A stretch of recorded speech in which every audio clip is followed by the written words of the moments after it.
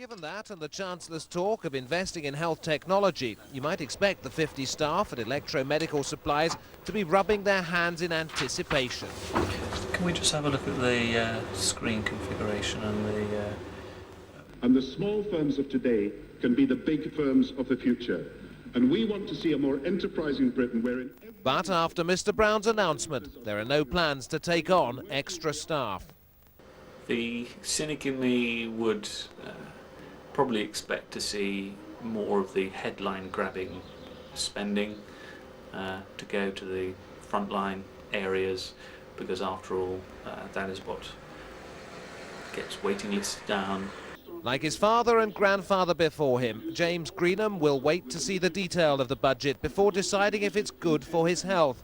But on first impressions, he doesn't believe that either as a small business or as a health service supplier, he's been given an instant cure. David Foster, Sky News, Oxfordshire.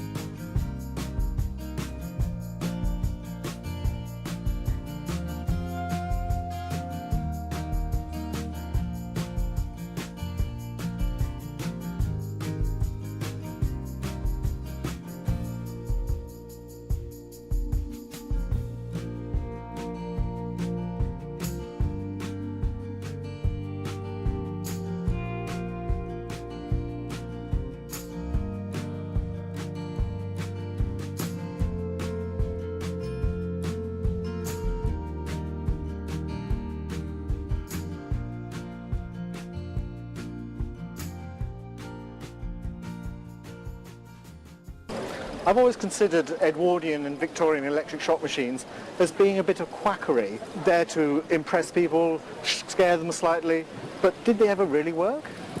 I'm not sure. There was a lot of theory behind it. There was each one of these connections gives out different waveform, and it was used to treat very wide range of illnesses, mental illnesses, skin illnesses. It was seen as a bit of a cure-all at the time. But whether it actually worked, I'm not sure. As you say, a bit of quackery. Quackery then, but I think it then progressed, these quite early machines, but then in the 1920s and 30s, electric shock therapy was given to people who were suffering from depression and various other illnesses, and it was considered, and is still considered, as a part of therapy to help people. So these were the very precursors of what is now still used today. Yes, and I think that this company in another form still exists, selling machines today. Well, I've been suffering a little bit of rheumatism on my hand. Should we give it a try? Can do, can do. Let's have a go. Come on. Are you ready? Oh, good sound. All good? No, it's not working. A bit stronger, maybe. Turn it up a bit. Oh, yeah. Oh, Is that nice? I'm certainly better now you've stopped. Strange things to collect. What? Why? That's always the question. Why? I was doing some work with my job a while back, researching tasers. I'm a physicist. Right. And I just got interested in other ways electricity was being used. And I came across this on an internet site and purchased it, which was... and then it sort of went from there. That one was found in a skip. So this cost you absolutely nothing? Absolutely nothing, yeah. Because the one I actually am very impressed by this, and I think if I was around, this was patented in 1906, I think. Yes. And it's a marble base. It has all these dials all over it, a rheostat, and all these connecting terminals. Whatever it did to me, I would be very impressed by what it looked like. And it'd be worth the money, wouldn't it? And I'm sure it was that placebo effect that you went in there feeling a bit depressed or a bit down. You had your electric shock treatment, and you walked away feeling poorer, probably, but better. And the one nearer you looks like something that's almost out of the Doctor Who TARDIS. Yes, well in fact that's where it came from. It was a prop. It was purchased from an old props unit which were clearing out their stock room, and that's where it came from. Why don't they make equipment like that today? I mean, when you go to hospital, it all looks very prosaic and boring. I think they should gain something from this and actually make it look more attractive. Mm. This came out of a skip, cost you absolutely nothing. You probably can buy this today for 10 or 15 pounds. The prop, bought by you from a prop store, again quite impressive, and quite early and quite rare. I would think probably £300 or £400. The American one here, I think, is just a wonderful piece of technology. I think it looks the business, and I think you'd probably have to pay £500 to £800. Oh, wow. So unusual things to collect. Yeah. But obviously they give you a lot of enjoyment, and I suddenly feel so much better. Thank you so much.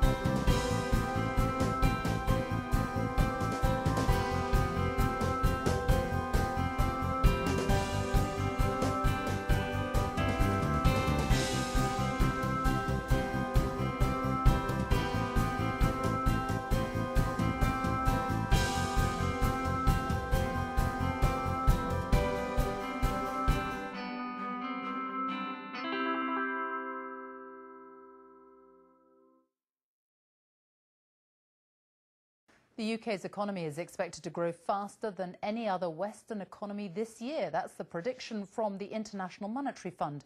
At the start of this year, the IMF said the UK economy should grow by 2.4% this year, but it's now increased that prediction to 2.9%. Our chief economics correspondent Hugh Pym has more details. To test the health of the British economy, this medical equipment company provides its own verdict, and it chimes with the glowing report from the International Monetary Fund. The pace is picking up, sales are growing, and much of the action is in foreign markets. We've seen a huge improvement in our export business, which now accounts for about 70% of our business. It's down to us to show the rest of the world that we can manufacture excellent medical equipment that people want to buy at a reasonable price, and we make it as efficiently as possible. Once again, the IMF has upgraded its UK growth forecast for 2014. Last September it predicted growth of 1.9%. By January that had been revised up to 2.4% for this year, and today the forecast has been pushed up again to 2.9%. So companies like this are increasing sales in overseas markets, but many commentators say a lot more needs to be done to boost exports and business investment across the economy, so the recovery is more balanced and less dependent on consumer spending. The IMF does say the UK must watch out for financial risks such as surging house prices, but its latest close-up view is a lot brighter than a year ago when it claimed the Chancellor was playing with fire. The IMF now admits its view then was much too pessimistic. Hugh Pym, BBC News.